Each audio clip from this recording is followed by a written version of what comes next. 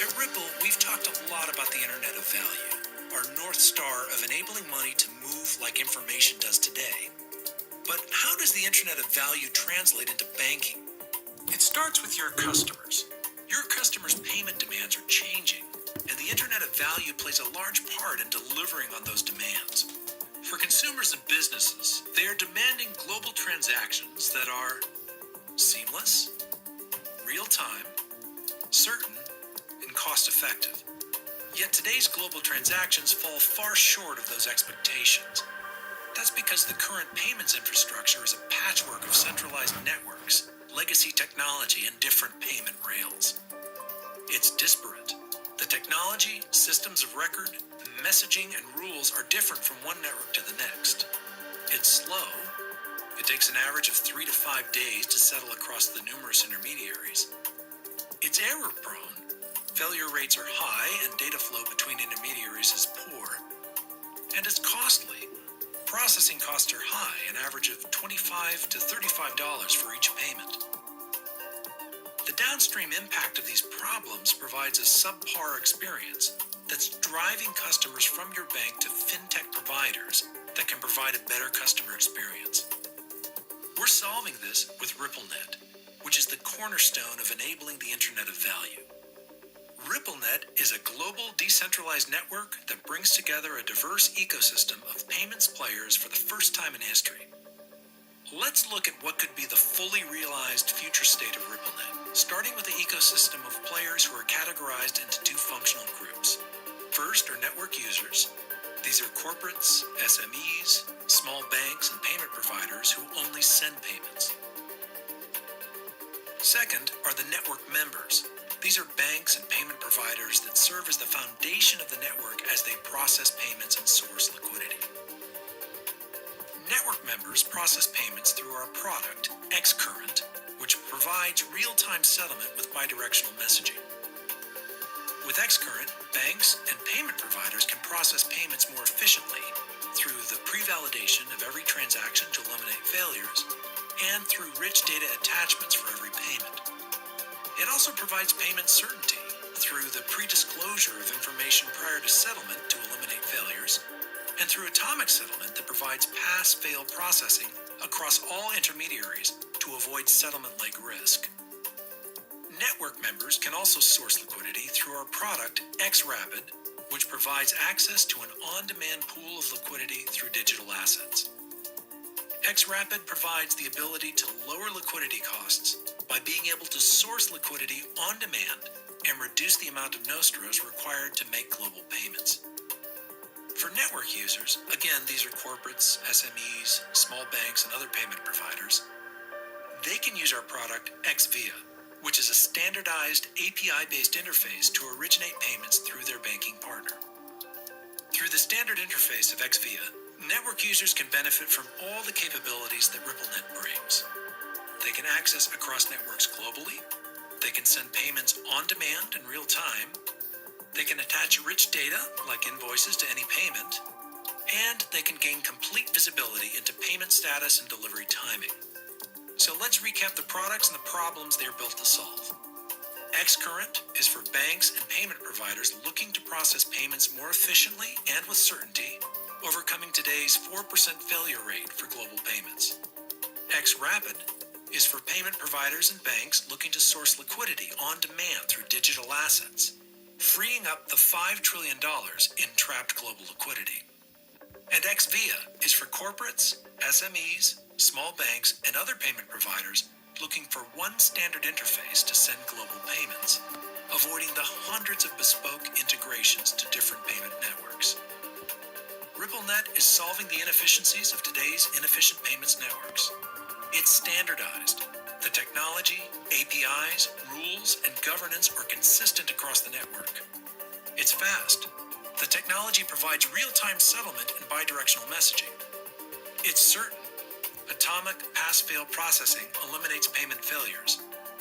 And it's low cost. High STP rates and flexible liquidity provisioning lowers processing costs. RippleNet is the first step towards bringing the Internet of Value to life through one frictionless experience to send money globally. To learn more, please contact us at ripple.com. About Ripple's vision to kick things off, the Internet of Value. What's the vision there? Our view has been since the earliest days of the founding of Ripple that there is an opportunity for money to move the way information moves today. We talk about technologies like TCP/IP and how data interoperability has completely transformed how we access any information. Yet we still live in a world where to move my own money across networks, across currencies, the fastest way to do that's on an airplane. That's a crazy statement when I can go stream video from the space station, and yet if I want to get money to Istanbul tomorrow, drive to JFK and buy a ticket on Turkish Airlines. It's not JFK, Dulles, wrong city. So let's talk about the future payment systems. What does it look like in a cashless society? Will we ever move away from hard currency? There's obviously some countries around the world that are very invested in moving to cashless economies. I think in the United States, given the my own personal point of view, this isn't really a Ripple point of view, but the diversity of constituents, I don't think we're going to get away from a cashless society anytime soon. I do think to the extent we can reduce friction in payments, we already, some would say, well, between your credit card and what have you, Venmo, we're getting there. But there's that long tail of 5 or 10% of citizens that I think it's going to be hard to achieve that. But for the people who are participating, to the extent we can reduce the friction measured by speed, time, and dramatically improve, how the money is moving.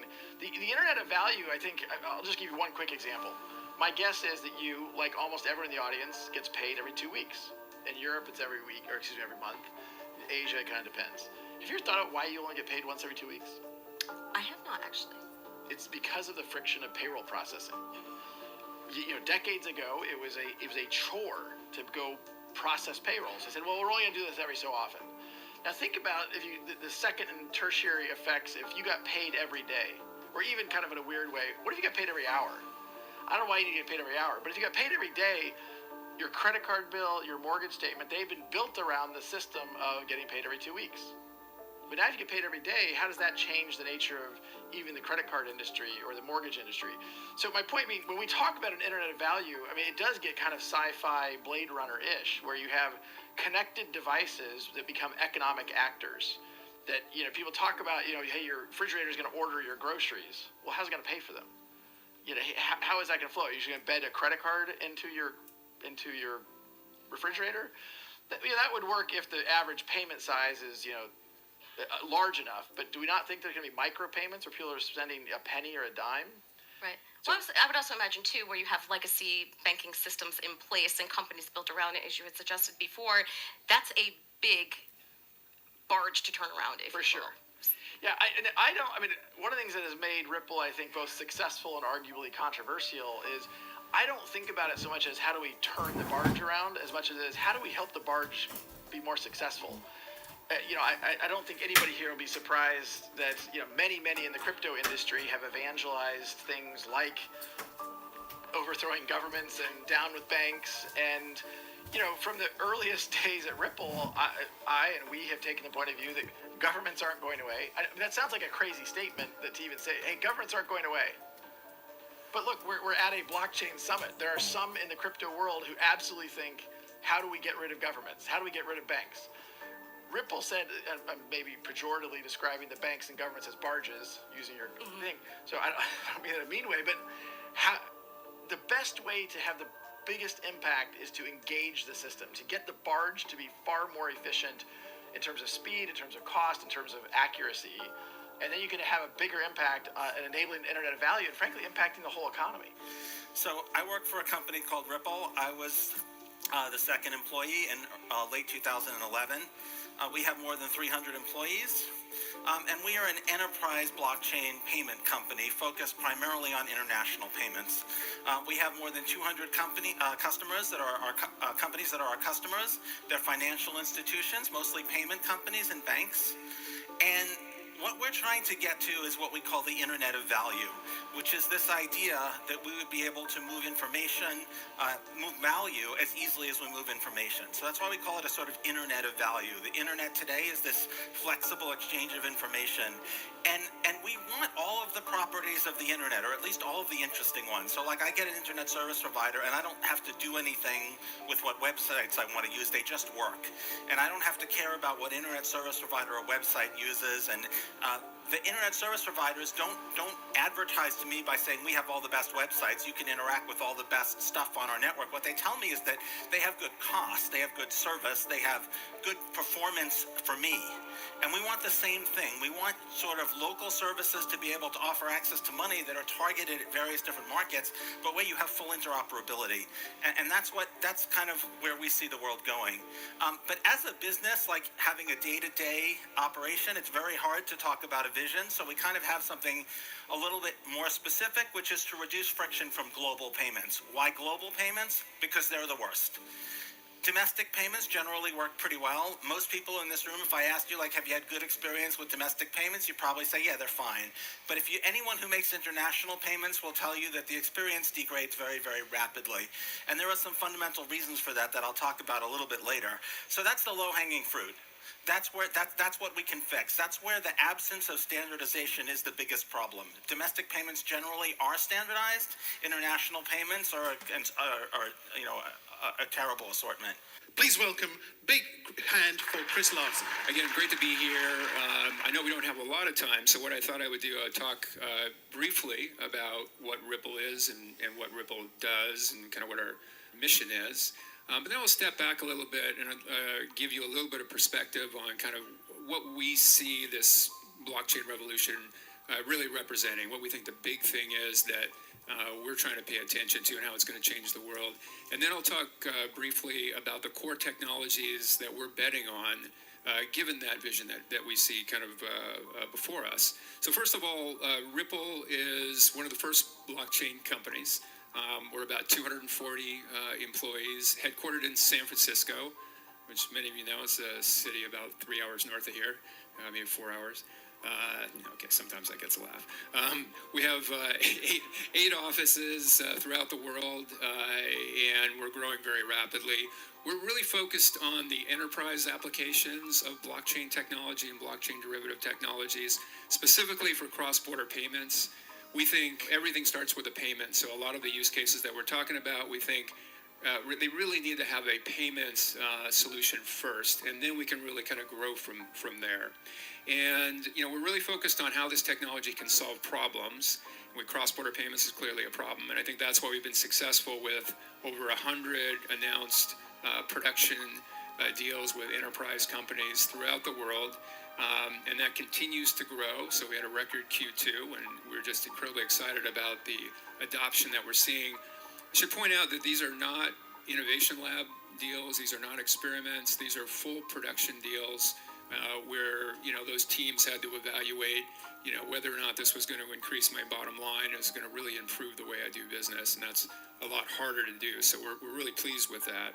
And again, the problem that we're trying to solve is, cross-border payments in the world they're antiquated, right? They're built on 1970s technology that just doesn't work in today's world. It's incredible that it takes, 3 to 5 days to move value across the world today. You could literally put cash in a FedEx envelope, mail it, to where you're trying to get to. It would be perfectly tracked. It would get there way faster. That's kind of crazy. The costs of cross-border payments are just unacceptably high, not just the fees that banks and their customers have to pay to correspondents and lifting fees, but all the capital that's tied up in the global system. Because payments are so slow, capital is just sitting there, and it's incredibly wasteful. And then most shocking of all is the failure rates of cross-border payments today. About 6% of cross-border payments fail. You're talking 1/9 of reliability. I mean, can you imagine if 6% of all your Google searches failed? We wouldn't have an internet as we know it today. So this is just unacceptable in 2018, and it's got to change.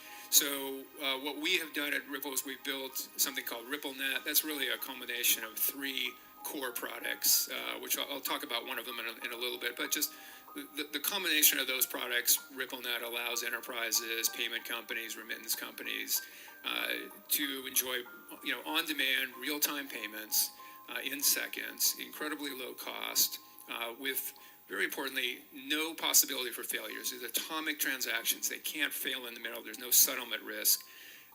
And that gives their customers a much better experience. So the banks and their customers, they know in today's world they've got to be lightning fast, and this is really allows them to do that.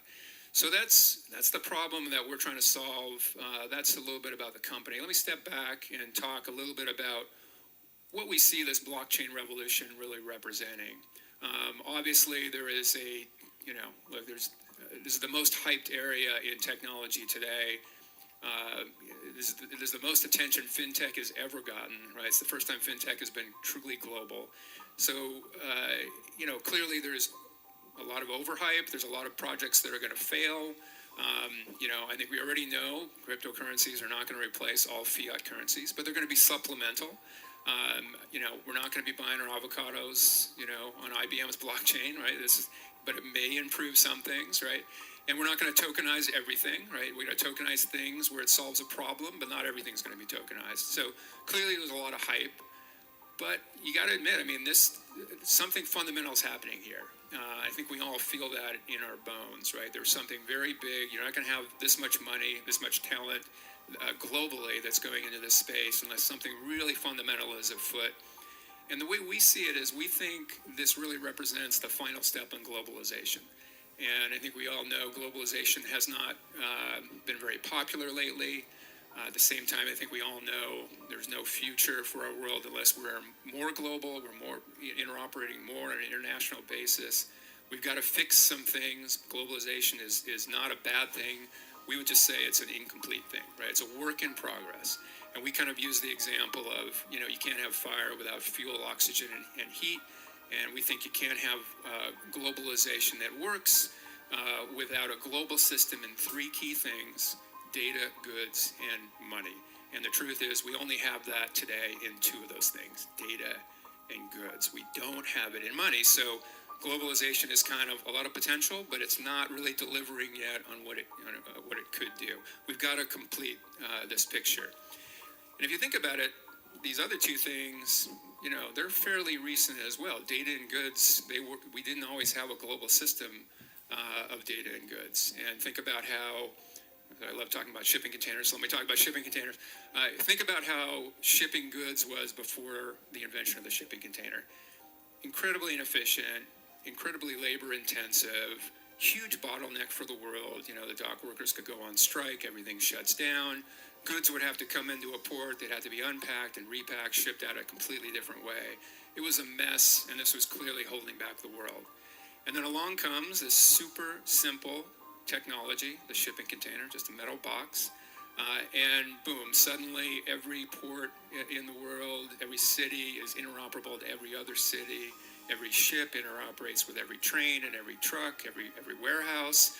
Totally changed the way the world works. By the way, it costs now 4 cents to move a shirt all the way across the world from, say, Vietnam, China to the U.S. 4 cents. That's incredible. And importantly, this was not because of the invention of a new shipping company. It was the invention of a simple standard, a simple box, a simple technology that everybody could use, that was endlessly scalable, and that was simple enough for people to agree on. It led to completely different shipping companies that the world has never seen before, and it led to a complete transformation of ports and the way cities operated, mostly run by robots, not by people. So it changed everything, about a 700% increase since the 1950s in global trade because of it. That's a huge win. We all know what happened with data. Sometime after the shipping container, along comes another standard, IP. Before that, of course, we had a world of different networks that didn't interoperate with each other. It was hard to communicate. It was expensive to communicate. A lot of people were cut out. And then, of course, along comes IP, a very simple standard that the whole world could get together around. And boom, now 3 billion plus people are communicating basically for free, to anybody with a single address. So totally a game changer. About, 20% increase in GDP over the last 5 years because of it. Again, this was not because of a new communications company. This was because of a simple standard IP that everybody could get around, but of course led to fantastically new communication companies. We now know trillion-dollar communication companies, and completely changed the way the world works. Okay, so 2 of those are complete, but of course, money is not. Money has not had its shipping container moment. It's still stuck in the 70s or maybe before. And that is really holding back the world, right? So trillions of dollars, again, being wasted. I use the example of 4 cents to move a shirt all the way across the world. Pretty much costs nothing to send a message all the way across the world. I'll give you one example of an Airbnb host in Tanzania. He's charging $29 to a customer through that platform. By the time the money has gotten to that host, this is an actual actual example, $9. So $20 to move the value, 4 cents to move the shirt, almost nothing to move data. So obviously this has to change. And of course, the implications of this lack of interoperability of money is, even all of you in this room, wealthy people, you can't send 50 euros without it all being chewed up in fees. Now, of course, there's some applications that try to, that sort of mask this, and they do a great job of it. But what they're doing, of course, without infrastructure for the whole world, is they're absorbing settlement risks. They're eating the cost. That's not scalable, right? So this has to change. And of course, the other problem with this, according to the Bill and Melinda Gates Foundation, they say that the 2 billion people in the developing world, they need to be able to send 50 cents cross-border if they're really going to be participants in the global economy. You can't do that in a system built in the 70s, SWIFT, correspondent banking. There's not enough profit in it, so banks won't engage here. There's no profit in it. And of course, we can't even get started on all the excitement a lot of people in this room have talked about, and I think is absolutely correct, machine-to-machine payments, right? So that robots, machines are full economic actors. They may need to be able, in applications as well, they may need to be able to send 100th of a euro, 1,000th of an RMB. You can't do that in this system today. So this has all got to change, and I think that is what represents the excitement of blockchain. I'm saying blockchain in quotes. That is this possibly the shipping container for money? Does this complete the picture of globalization, the third kind of key leg of the stool? I would say yes and no, right? So I think right now the conversation is too much around blockchains and digital assets. I would kind of broaden this out and say what's really happening here is the creation of an internet of value. And that's going to be a little bit blockchain, so it's going to be a lot blockchains, maybe a third of it. It's going to be a lot, though, about interoperability protocols, which isn't getting enough play yet. I think the industry is going to start talking a lot more about that, just like we used to talk about AOL CompuServe, and then we switched to talk about the net. I think interoperability is going to be shifting balance a little bit more that way. And of course, smart contracts are going to play a picture there. So it's those 3 things.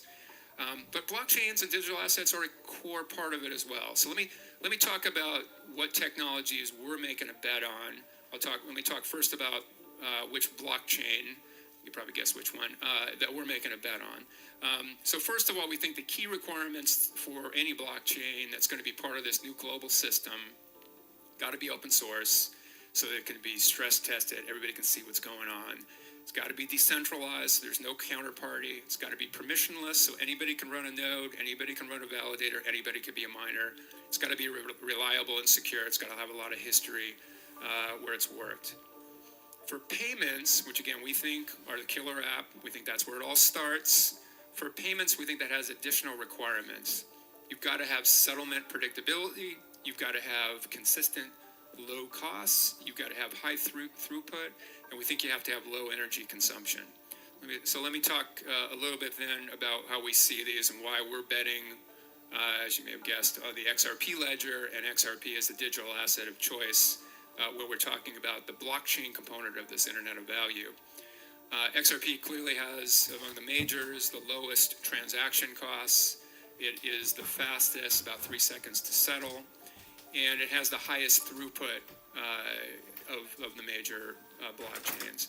Now, again, throughput, important to, I think, realize that, look, most of transactions eventually are going to be off ledger in some fashion. We're going to be using payment channels, XRP payment channels, Lightning Network, whatever it is. However, the throughput is still very important because at some point, someone's got to settle to the ledger, right? So the more throughput, the lower cost, the more efficient it's going to be. And equally as important, you've got to have this predictability of settlement. So XRP is not just the fastest of the majors, but it's actually very consistent, about 3 seconds, and the variability there is very low as compared with Ether or Bitcoin, for example, which are going to have longer close periods, but importantly also much larger variability in its close. So that randomness is problematic for payments and payment providers. The other key thing is that the blockchain will have to be deterministic. It can't be changed, right? And not probabilistic. Bitcoin is a probabilistic blockchain. So that's going to be important for payment providers as well. Energy consumption, this is actually very important. So I think, as we know, Bitcoin uses a lot of energy. So does Ether today until it switches to proof of stake. So we're looking, Bitcoin, I know there's different estimates here, but using about as much as the energy of the Czech Republic today, Ether about as much as the country of Jordan. The XRP ledger, because it's using a consensus system, is using a de minimis amount of electricity. I think here with the example, it uses as much as the town of Oatman. If anybody's from here, you get a special prize. Oatman, Arizona, population 140, so a de minimis amount of electricity. Obviously, that's better for the world, right? You're not polluting as much, but very importantly, that means that you're not wasting your seigniorage on, for utility companies and for mining. It can instead go into the ecosystem, which hopefully is liquidity at the end of the day. I think liquidity is really what drives value here. So that's an important feature there. And that's why we have chosen to build products on the XRP ledger, products like XRapid, that's a component of RippleNet. That allows payment providers to lower the cost of liquidity for their global payments. So it allows, for example, a bank that's trying to send money to Mexico to use XRP as the intermediate currency. They don't necessarily have to hold XRP, but it's used to make things very efficiently. So in this example, a customer going to a remittance company in the U.S., those dollars now are exchanged into XRP through Bittrex, which is a great exchange. It's immediately settled in XRP in seconds. Bitso is an exchange that provides exchange between XRP and Mexican peso that now can be delivered to a Mexican bank, which, because they have a real-time system in Mexico, allows that to go into the customer's account very quickly. This now allows payment providers, banks, and their customers to move value in 1 to 2 minutes versus days, or a process that might mask those days but have to charge for the settlement risk and the cost. So that provides a lot of efficiency. However, that's not the complete picture, right? So let's talk now about the other components of this Internet of Value. Again, blockchains, digital assets, very, very important, has to be an efficient one. Equally as important, though, is this, again, a big problem in payments is you don't have interoperability between networks. So it's really tough to move value between either networks or countries, and that goes for blockchains as well, right? And of course, blockchains can't solve this problem, right? Because blockchains are networks themselves. As networks, they can't be a network of networks. In fact, they even make the problem worse because now there's more of them, right? So you have more networks than that have interoperability. So we need some kind of an internetworking protocol for payments that is going to connect all of these various networks and can do multi-hop. You have to move away from bilateral agreements, for example. Our bet is that interledger protocol is going to be the protocol of choice for interoperability. And the way this works, this is actually a derivative of blockchains. You wouldn't have had interledger protocol unless there had been Bitcoin and other blockchains. And it uses cryptographic conditions so that one network can send value to another network without anybody in between. So cryptographic conditions have to be met before value can move. It settles instantly. And it can be used in any ledger. It can be used in a central, HSBC, Bank of America's ledgers, Bitcoin, a distributed ledger, anything. It can move any type of value, dollars, RMB, Bitcoin, Ether, XRP, gold, whatever. Any kind of value can be moved. It's a protocol that's been underway for many, many years. It's a completely open protocol. It's as decentralized as you can possibly get. There's a group called the WC3 that is helping with the standard around the protocol. There's almost 300 organizations that are contributors to it. So our bet is that this is going to be a successful interoperability protocol, a key component of this Internet of Value. And the way we see this is, again, we're talking a lot about blockchains, almost like we used to talk about AOL and CompuServe. But we really think the architecture here is going to look a lot like internet architecture, where you have, the networks on the bottom, all interoperating through a common IP protocol. You have the transport layers, then you have the applications. We think that's exactly how this is going to play out with this Internet of Value, where you're going to have the ledgers at the bottom, whether that be a bank's ledger, a remittance company ledger, a mobile money, blockchains, of course, all interoperating through interledger ILP, for example. I won't go into the transport layers, but the applications would be at the top. So we think that's a good model for how this is going to play out. We think the conversation is going to start shifting to be a little bit more inclusive of blockchains, interoperability, and then finally, the last part, smart contracts. So big, believers that also smart contracts will play a key role. Our bet would be on a technology called Codius, kind of a derivative of Intraledger. The differences here between, and so we're already getting some really good scale, the differences here between, let's say, smart contracts on Ether, which have to be on that blockchain, using that currency, using a specific language, is it's completely neutral. It can be used, again, on any blockchain. It can be used as a hosting protocol. It can use any language. It can use any currency. So we think that's going to be an important last component. We think all three of those things, the blockchains, the interoperability, and the smart contracts, equal an Internet of Value. I don't know if you want to use an analogy. I guess the blockchains are like these new fancy ports. Intraledger is like the shipping container, and I guess the smart contracts are like the robots, moving around the port, I guess, if you want to use that same analogy. And we think that this now becomes the platform for tons of other things, right? So when we're talking about lending, we're talking about securities, those really can't happen until you get the fundamentals of that payment platform, that Internet of Value completed. So I know we're just about out of time, and I do apologize. I've got to race back up to the city for another event I'm going to be super late for. But I want to thank you all for being here today.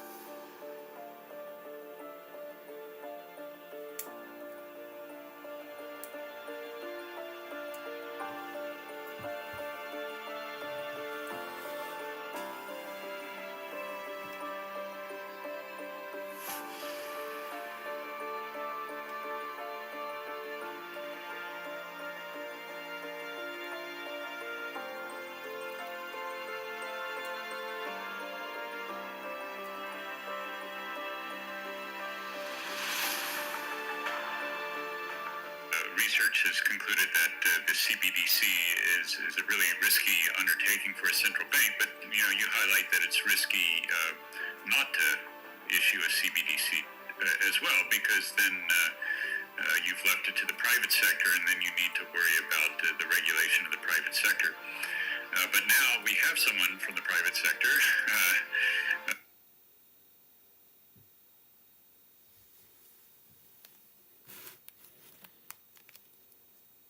Start off by also thanking Charles, thanking Thomas, thanking Christine. It's an honor to be included. And as was introduced, I think they saved me for last so that I could talk about the private sector version of this. I'll also start by kind of explaining the basics of what Ripple is and what Ripple is not.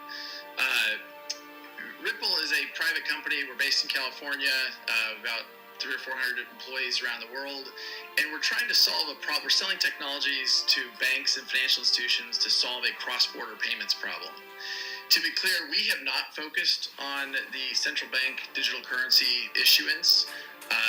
Our view is very much there needs to be interoperability globally, and even in a world of CBDCs, you still need interoperability to solve that problem.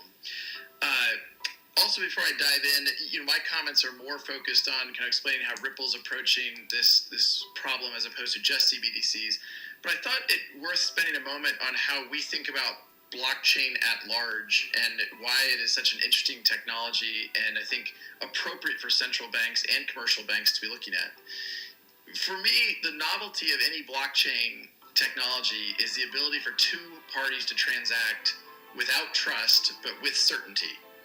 So today, anytime we transact, we are transacting through a central counterparty, whether that be a correspondent bank where Ripple is focused, or that be a Visa or American Express, what have you.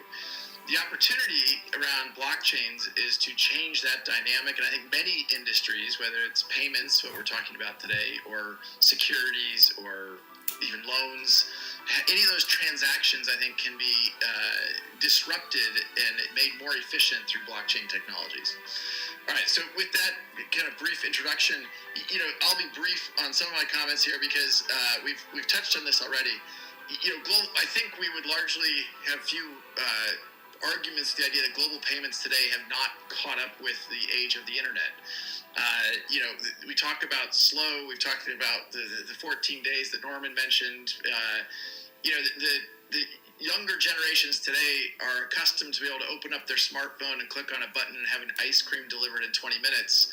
They aren't going to be very happy when it takes their payments, days and lots of costs to get to them. Another thing that is, I think, often lost upon us is the opaqueness in the problems with which correspondent banking currently operates. There's a 6% error rate self-published that 6% of all SWIFT transactions require human intervention. Now, that doesn't mean they don't get there. It just means that human intervention adds time, it adds cost, and what have you. And lastly, when we talk about cost, it isn't just about transaction fees. It's also about the pre-funding required for commercial banks and even large corporations and the cost of that capital. What's amazing to me is that these costs are often borne or burdened the populations that are least able to afford them. Data from the IMF and the World Bank would say that the average remittance costs around 600 basis points in a world where we think about the internet enabling kind of real-time instant information. Why can't we use these new technologies to build an internet of value? When we look at the current dynamic I was just talking about, the pre-funding, if the correspondent banking network requires this pre-funding, I'm not talking about a central bank level as much as I'm talking about it at a commercial level. And oftentimes, even when I'm meeting with senior people at various banks or financial institutions, they'll talk about their cost to fund into the Mexican peso, and they'll cite a very, very low number. But what that doesn't include is the cost of capital to sitting at a bank there. It also restricts competition because it requires capital to get it there. Our view in the future is you don't have to have this pre-funding, and instead you can use a digital asset to have global liquidity on demand. Now, we build upon a tech stack of an open source technology called XRP. XRP originally was built by some engineers who had seen some of the flaws of Bitcoin and the challenges of scalability around Bitcoin. Where Bitcoin today, per transaction basis, it's rather slow and rather expensive. XRP is very, very fast, about 1,000 times faster per transaction and 1,000 times cheaper per transaction. The other dynamic, of course, of correspondent banking is some of the more quote-unquote exotic currencies, exotic corridors have been left to kind of stand on their own. And the liquidity in digital assets could be applied to actually make that much more democratized and a level playing field.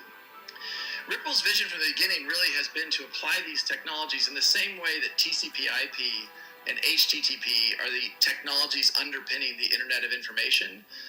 These blockchain technologies will be the underpinnings of an Internet of Value, where we have connected devices, we have connected information that will allow payments to flow. And as Norman was describing, if you're a large corporation moving $100 million, that's one thing. If you're a freelancer working in the Philippines doing design work for a company in London, and you want to get paid $30 or 30 pesos, Philippine pesos, that's not a transaction that can easily be enabled. And in fact, for the companies that enable that, they require the freelancer to set up an account, and they don't actually pay it out until there's roughly 1,000 USD sitting in that account, and then they would pay it out.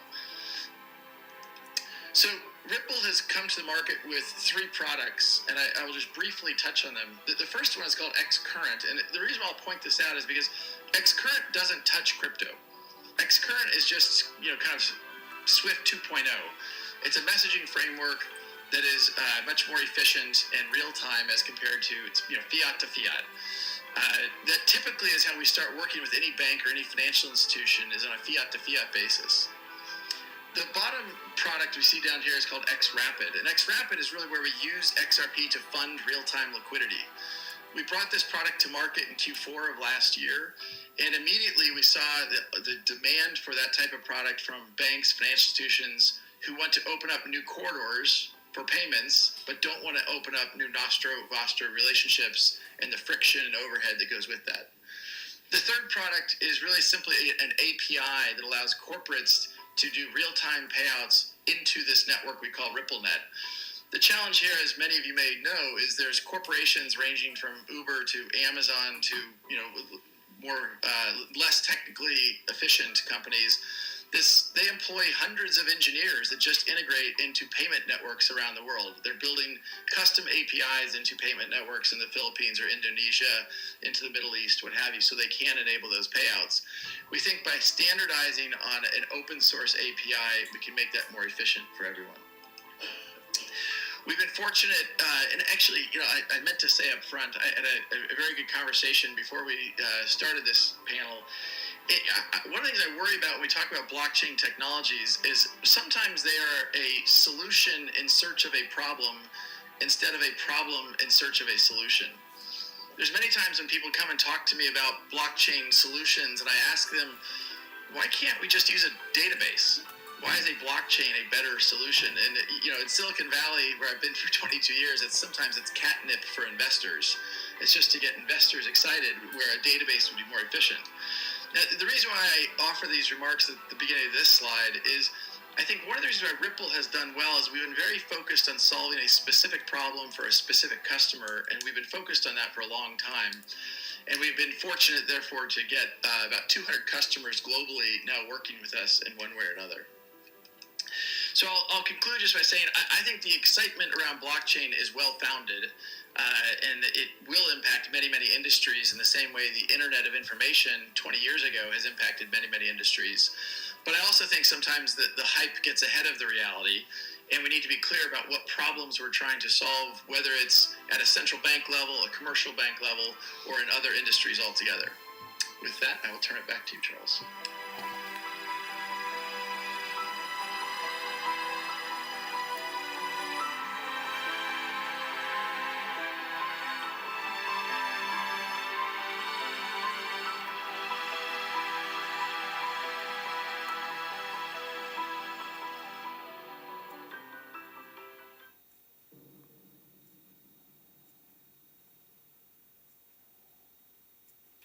Out on the financial crisis, we still don't have the infrastructure perhaps to prevent the next one. And I think this is where digital assets can really help, because an efficient digital asset can really solve some of the key problems in global liquidity. The world's got trillions and trillions of dollars tied up in liquidity just to get around how clunky the movement of value is around the world. If with a really efficient digital asset, something like XRP, and that's what we believe will be the most efficient, you can now reduce trillions and trillions of capital from being tied up. So you can make those transfers instantly as a bank or as a payment provider or as an enterprise without having to have money pre-positioned.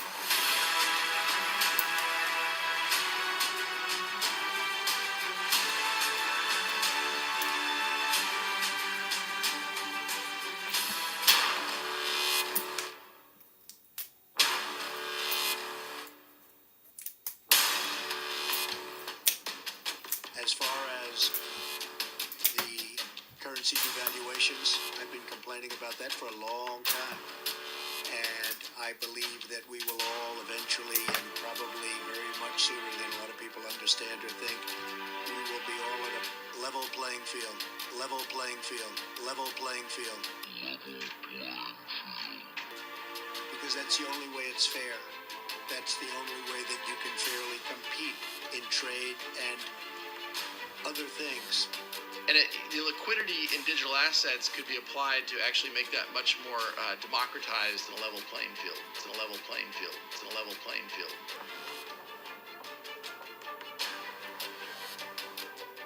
Stock market crash and economic collapse begins. This is an economic collapse. It's not normal. It will be very different than a recession because there ain't no dang recovery. There's only a deadly collapse from which we can't get up. It will be that severe, yes. Trump's been setting up the Fed to take the blame for the economic collapse. Now Trump is being set up by ex-Fed presidents to take the blame.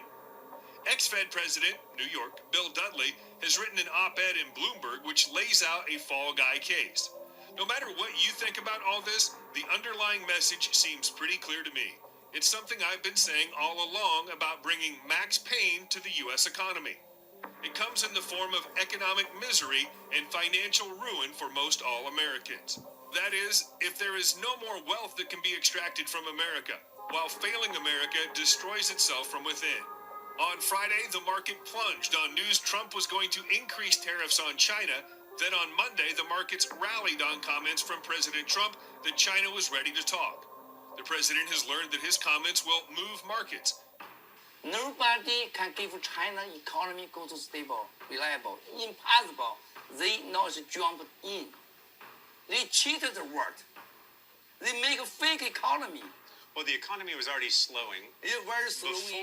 Before we went into trying to put together a border adjustable tax or a tariff, has just made it a little worse. The timing of the Trump administration's tariffs is not good for China. Yes. I don't know if it was intentional or not. Very bad. Right, but it's very bad. If countries are cheating by manipulating their currency, wouldn't that be a perfect situation to apply a level of tariffs? I think we are taking the moral high road by identifying currency manipulation as an unfair trade practice. Then our only recourse is to say then we're going to have to do something as well.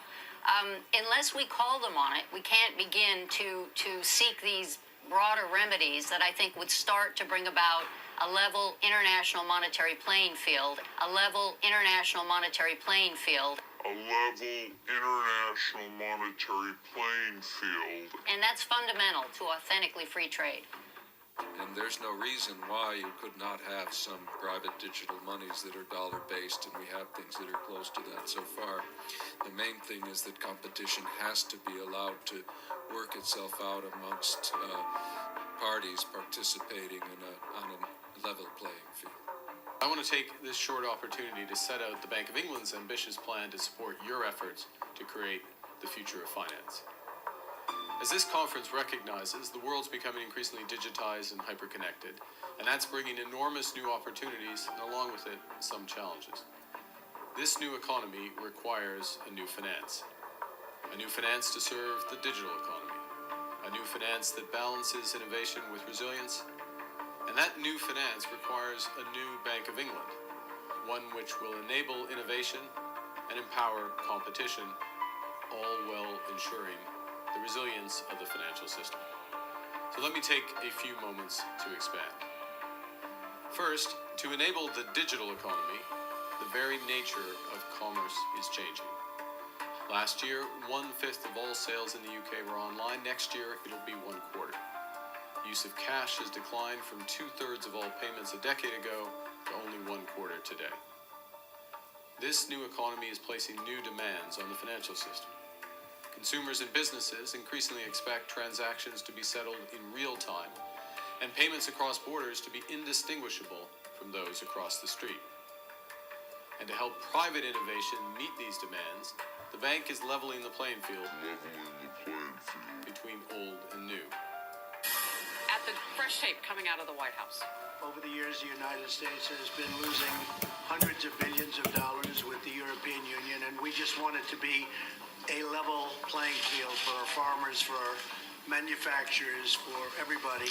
The liquidity in digital assets could be applied to actually make that much more democratized and a level playing field.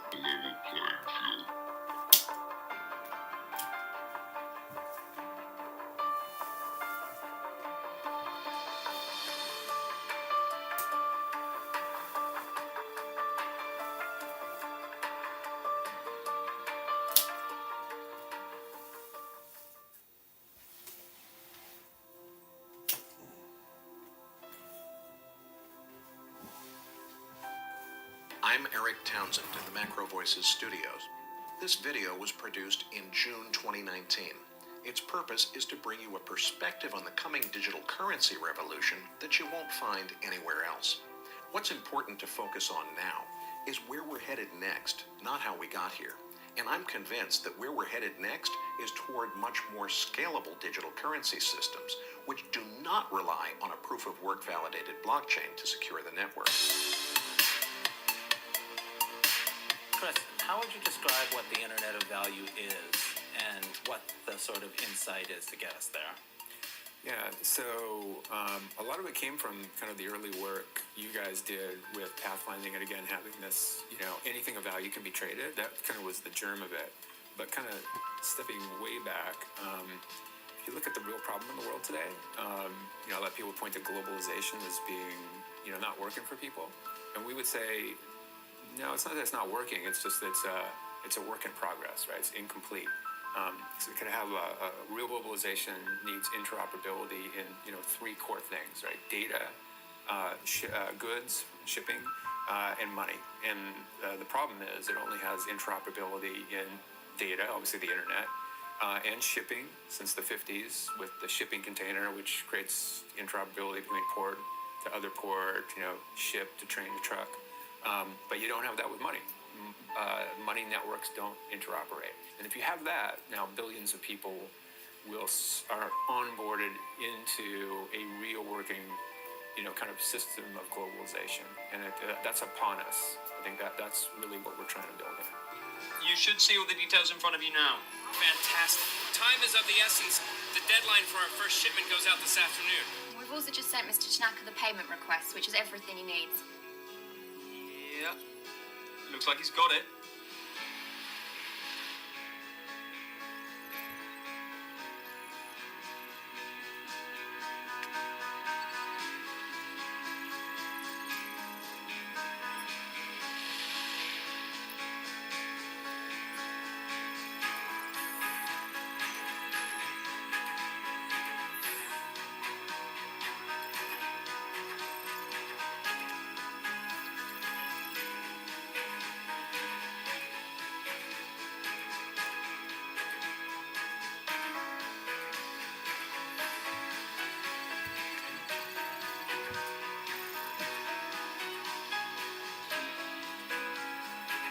Taxi!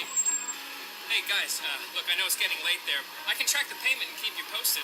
Oh, there's no need for you to do that, Ian. Thank you. Payment is complete. We just got access to the funds. Perfect.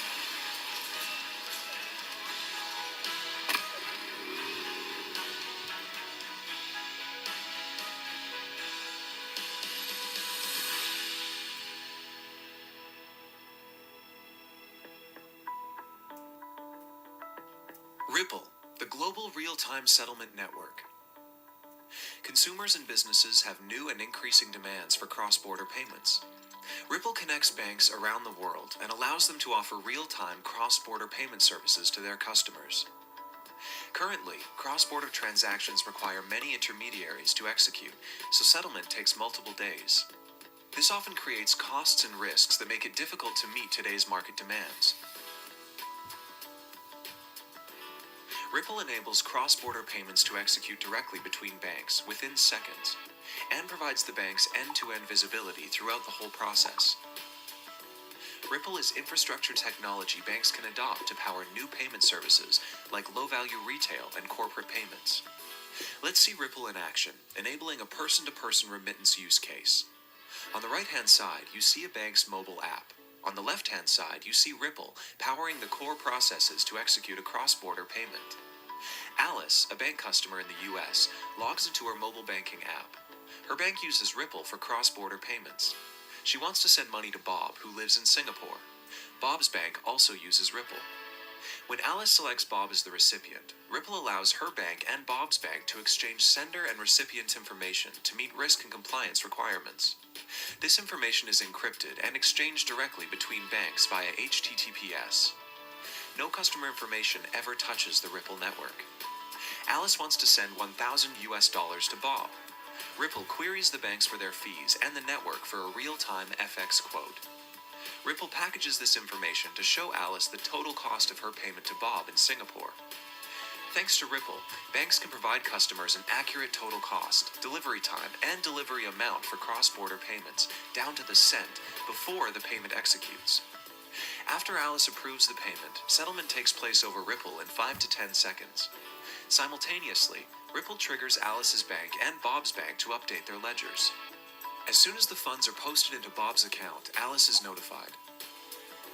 But in a world now, this kind of Internet of Value, combining things like ILP and XRP, that is absolutely possible. That is, so frictionless and so fast, it completely changes the economics. And then beyond, those billions of people that need to send 50 cents, think about the trillions of devices and code that needs to be able to send, 10,000th of a cent. That is also enabled through what's going on here. So pretty exciting. I think the vision is to be able to make an international payment as cheap and easy as pulling up a web page, like something that you would do without even thinking about the mechanics or the costs or who has to do what. It's just so automatic and so cheap and so scalable, and there's so many of them happening that it's almost invisible. You don't even think about doing it. Yeah, almost like the value is moving with the data, just right on top of each other. And that is a world that we can have, but not with the infrastructure you have today. You've got kind of an internet world, kind of working with a pre-internet world of money, and those things are not lining up. So this is a big bottleneck for the world. If we can push through this, that's it. And again, blockchains are not the only answer. A subset of the solution, but the broader solution combines this kind of value interoperability protocols with a super fast and efficient digital asset, and then with some kind of mechanism for programming how that value moves around.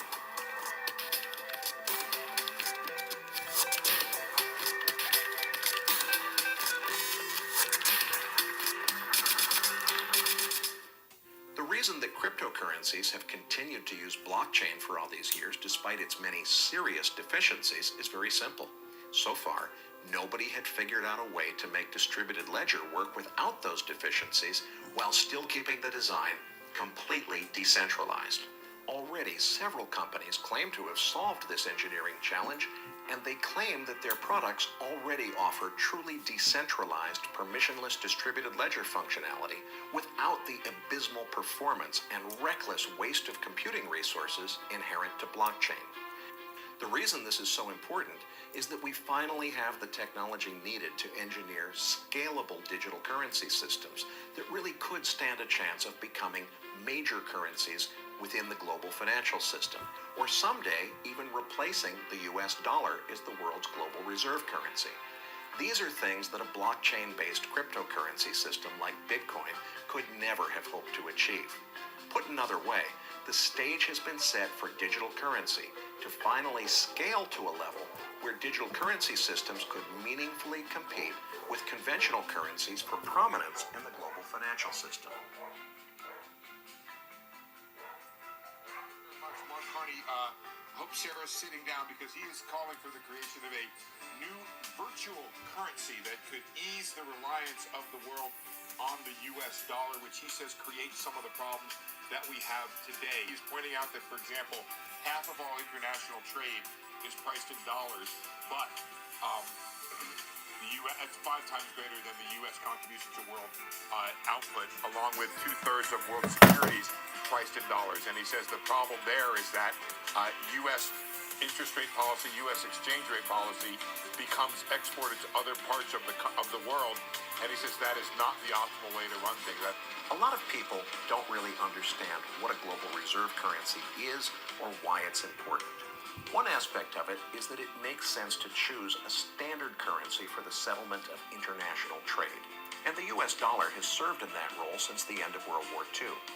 But the arguably more important definition of the phrase reserve currency is that it's the currency in which central banks hold their foreign exchange reserves, is that the nation issuing the global reserve currency enjoys an immense artificial demand for its currency because everyone else in the world needs both the reserve currency itself in order to settle international trade and they also need sovereign bonds denominated in that currency to serve as central bank reserve assets. Why are we having so many problems related to the U.S. being strong but the rest of the world being weak? And he says that's because so much of the world is priced in dollars. So the theory of flexible exchange rates resolving these imbalances is not working. Way back in the 1950s, economist Robert Triffin explained why global reserve currencies never last forever. See the Wikipedia entry for Triffin Dilemma if you want the gory details. The gist of it is that the country issuing the reserve currency will have the opportunity to borrow and spend recklessly without suffering the immediate consequences that other non-reserve issuer nations would suffer if they tried to do the same thing. This is a real issue. We estimate around half of SMEs do not go to the banks, to the formal financial system to finance. So that needs to change. There needs to be greater access to finance for small, medium-sized enterprises, and because we also do think that the nature of commerce will increase, cross-border trade will increasingly have a SME component, which goes in part to your second point. And so the question is what can be done, and what is the potential role of new financial technologies in helping to bridge this gap and actually provide more competition for those who do go to the formal banking system. And so this is within this set of issues we're looking at the bank. This is if not the top, one of the top three priorities. We think that there are things that we can do with our core infrastructure, our payment system, and the access to other central bank facilities that can materially change the access to finance of SMEs. Not by us, not directly through us, but creating the framework for new SME providers to be very active here. Now, I'm not fully laying out exactly what we're contemplating doing because we want to make sure we have everything lined up. So, as a small commercial, I would say watch this space over the course of 2019 for something substantial on that. The process takes decades to play out, but eventually the reserve currency issuing nation becomes so indebted that other countries no longer trust the creditworthiness of the reserve currency. At that point, the rest of the world abandons the incumbent global reserve currency and chooses a new one. And to be sure, pressure has been building in international circles to reduce dependency on the U.S. dollar as the kingpin of the international monetary system. Making U.S. companies competitive. We need to create a level playing field for U.S. companies to be able to compete in the world, and they just haven't had that opportunity. We've got European engine, we've got the Chinese engine, we've got the U.S. engine of this economy. Multipolar world, you need a multipolar currency. You need a multipolar currency. You need a multipolar currency. The question is, how do you get there? And I laid out some ideas of how you would get there. Can the American economy be resurrected? According to Dr. Paul Craig Roberts, Trump needs to work with the corporations to alter the way they are taxed and to recreate the conditions necessary to restore manufacturing in the U.S. This is not a simple task. It requires cooperation, not conflict. In the meantime, immigration must be put on hold as there is no economy to absorb the immigrants, and Washington needs to stop its wars. The associated costs, debt, and risks are far greater than the benefits. If the U.S. does not reverse its course, it will end up an undeveloped country. European and Asian economic data is deteriorating, says economist and author Daniel Lucal. I call right now the day of reckoning. Yes, there was a global slowdown. We're now in the reality check period, Daniel Lucal says. Now the risk of economic collapse is starting to build up. Does anyone really think the everything bubble can just keep inflating forever? Surely nobody's that deluded, says Charles Hugh Smith. The last real recession was 2 generations ago in 1981. Younger generations have no experience of a profound recession, and perhaps older folks have forgotten the shock, angst, and bitterness. A profoundly shattering recession leaves tremendous damage and pain in its wake. Millions of people who reckoned their position was secure get laid off. Businesses that looked solid melt into air. Large corporations flip from hiring thousands to firing thousands, and everyone on the edge of insolvency gets a hard push over the cliff. Layoffs, the failure of central banks, and soaring fiscal deficits trigger a drop in consumer and investor sentiment, which feeds back into declining sales and profits, which then trigger more layoffs as businesses must cut expenses as revenues crater. The everything bubble will finally pop, stripping the system of phantom speculative wealth and fictitious capital. The global economy is destabilizing, and we're about to discover there is no way to halt a profoundly shattering recession. Again, this is an economic collapse. It is not normal. It will be very different than a recession. There is only a deadly collapse from which we can't get up. It will be that severe. For the first time since October 2014, the Federal Reserve has bought a significant number of U.S. Treasuries. Over the past 2 weeks, the Fed purchased $14 billion in U.S. bonds. Up until 2 weeks ago, it had been 250 weeks since the central bank bought a meaningful number of U.S. Treasuries. They're buying bonds once again. This is exactly what Trump wants. And the central bank will be monetizing the U.S. debt. Now remember, this is not to repair the central bank economy. Trump's not trying to make this economy whole. He needs it to survive long enough so he can get reelected in 2020. Whoever controls the economic narrative basically is the winner. Hey, wait a minute. You know, back to your question, is XRP the next Bitcoin? If we work with the system to solve this problem, and we can solve that problem at scale, a problem measured in the trillions of dollars, then there's a lot of opportunity to create value in XRP.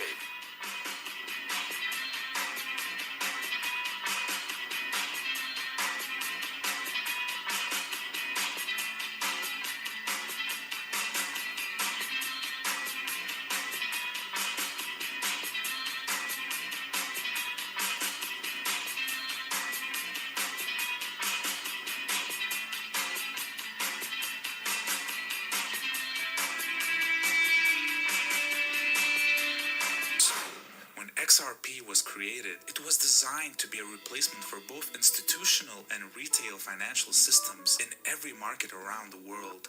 How do we know this? If we take a closer look at how XRP is constructed, it becomes obvious. A famous quote from Ripple Labs co-founder Arthur Brito provides us with an interesting clue. In 2017, he wrote, "XRP must be scalable to accommodate 7.5 billion people." This quote provides insight into the scale of Ripple's ambitions to be used by the global population. First, let's examine some of the main features of XRP that support the claim that it was designed to carry $10,000 of value per coin. XRP's primary use case is to enable cross-border payments that are faster, cheaper, and more reliable than existing systems such as SWIFT. Ripple CEO Brett Gullinghouse, he joins us right now. Some say Ripple could be the next Bitcoin.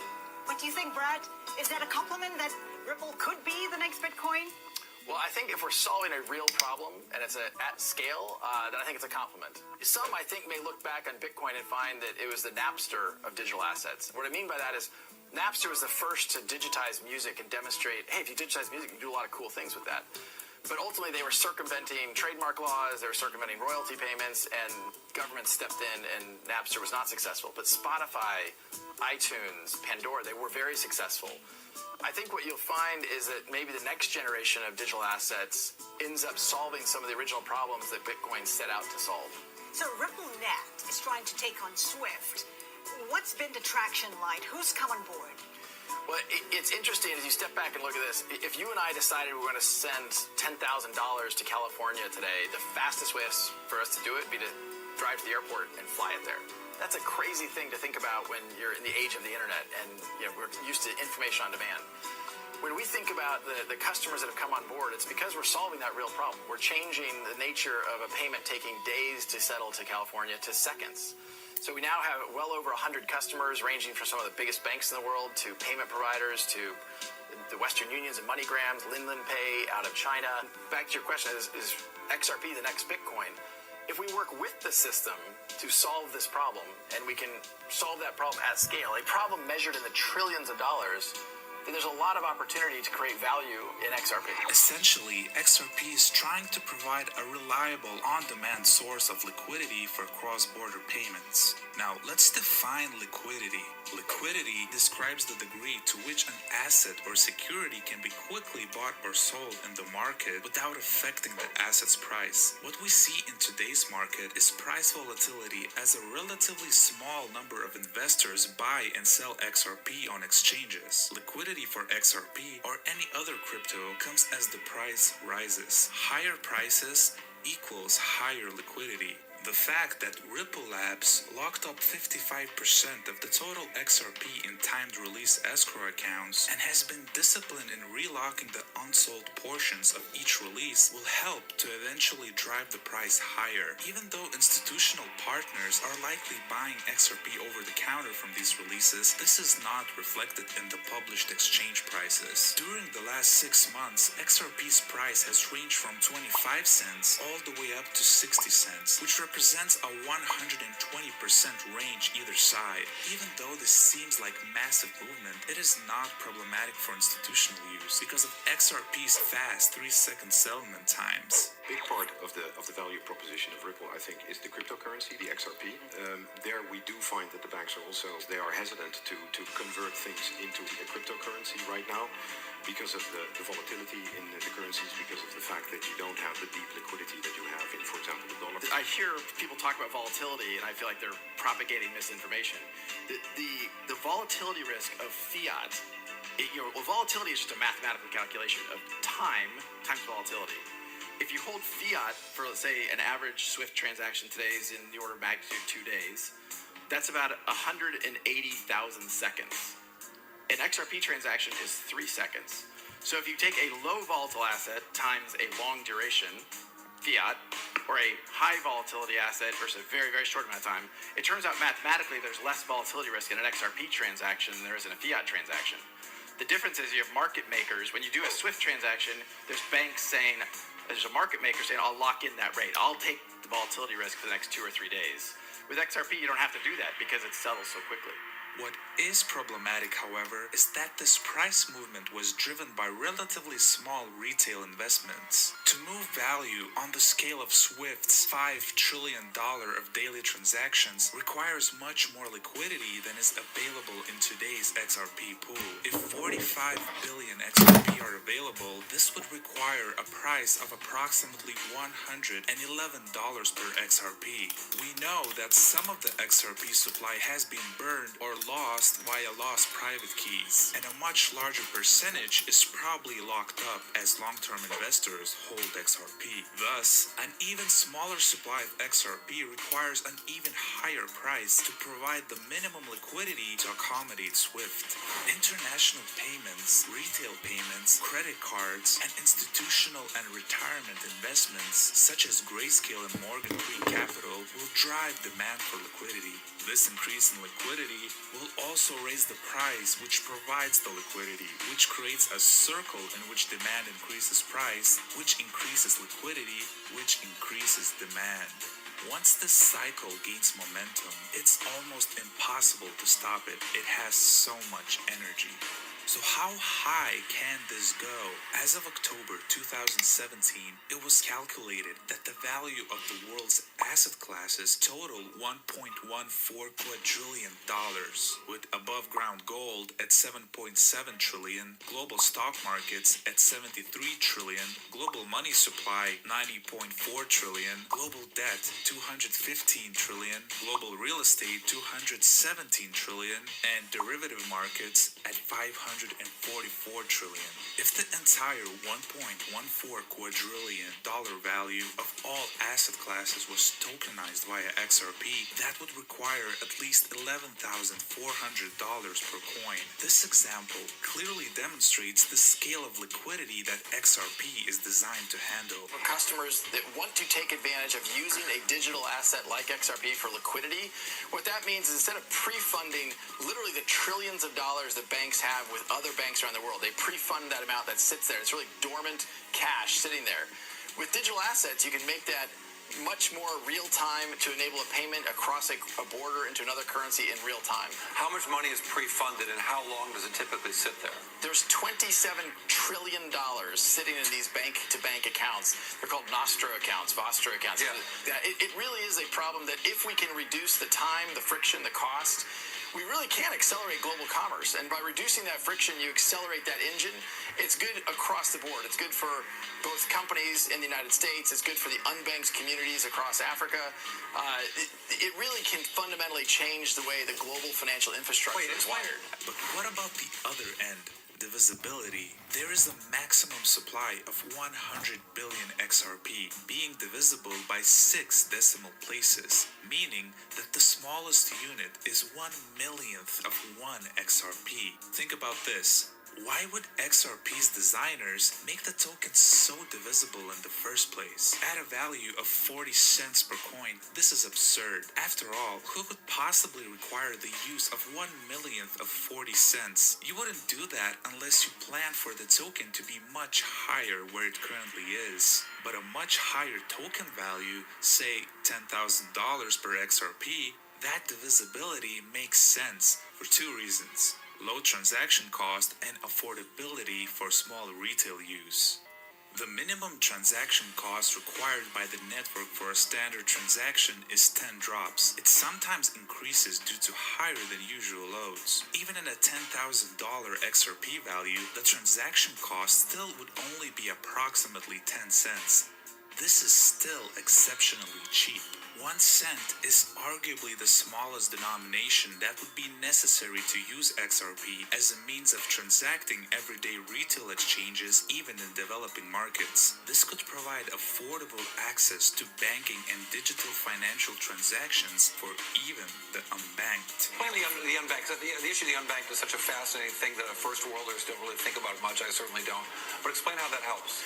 Well, if you think about it today, banks want to serve customers as long as they can serve them profitably. If they can't serve a customer profitably, they're not going to do it. So when you talk about a migrant workforce, for example, in Africa, that is not obviously making a lot of money and is taking that money from country to country, the cost of using the banking system would actually exceed the income that they would have. If we can reduce the friction globally and make it easier for that migrant worker to hold assets, to move those assets without costing them lots of money, they then become part of the banking, the kind of global financial community. I think that, we think about an internet of value, and Ripple's long-term kind of 10-year vision is how do we enable an internet of value? How do we enable value to move the way information moves today, as you referred to email as an example? It's really bringing those communities into the system and allowing them to participate and benefit from being a part of that financial system. In its 2017 Global Findex database, the World Bank found that about 1.7 billion adults remain unbanked without an account at a financial institution or through a mobile money provider. Approximately half of these unbanked people live in just 7 countries: Bangladesh, China, India, Indonesia, Mexico, Nigeria, and Pakistan. The report also noted that because 2/3 of this unbanked population have access to a mobile phone, the door is opening to mobile banking services as long as mobile access can be combined with well-developed payment systems. I can't resist asking you one thing, Patrick. Can you tell us the story of how much you learn from the data and from the data points that are left by transactions that are happening as far as borrowers are concerned, the woman and the market? The story here is we now have a platform, and we were looking at this information on one of our key lending platforms, and we discovered that a lot of the transactions, more than 40% of the transactions, take place between 3 o'clock and 5 o'clock in the morning. And we began to explore this and also discover that about more than 50% of the people that were borrowing were women. So there was a problem here. Are women insomniacs, in Kenya? We wanted to investigate this. But anyway, upon further investigation, we discovered what was going on. Basically, you have traders that are operating in the various markets. They are purchasing in the markets, and